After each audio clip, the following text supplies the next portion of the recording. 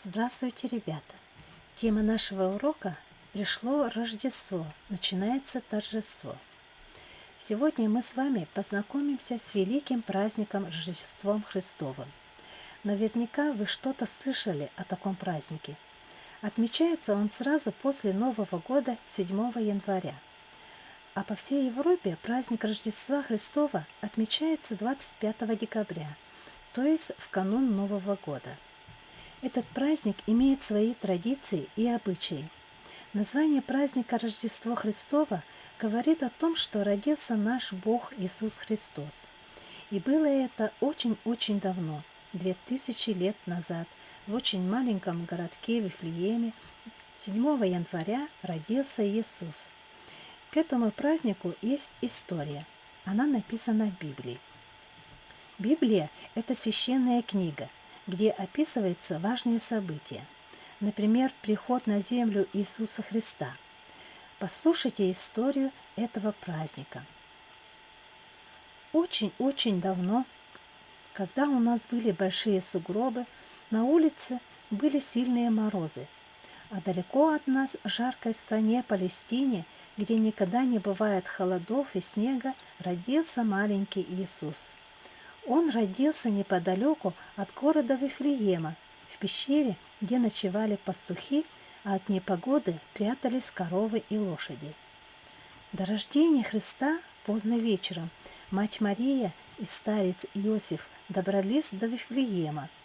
Никто в этом городе не принял родителей Христа, и на ночлег их не впустили, потому что в городе шла перепись населения, и все уехавшие из города люди вернулись обратно.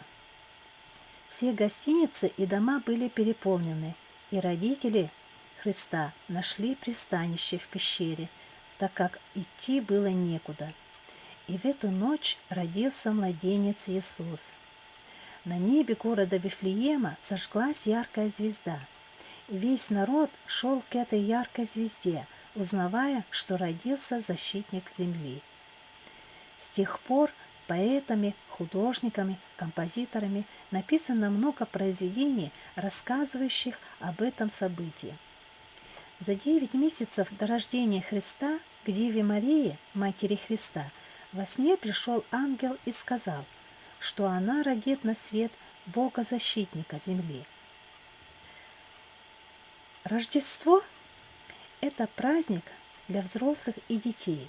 Отмечается он очень-очень весело и интересно. Люди играют в различные игры, дарят друг другу подарки, звучат веселые песни. Песенки эти очень необычные по смыслу, иначе их называют колядками. Колядки – это обрядовые песенки с пожеланиями богатства, долголетия, благополучия и хорошего урожая. Колядовать значит петь колядки, заходя в каждый дом.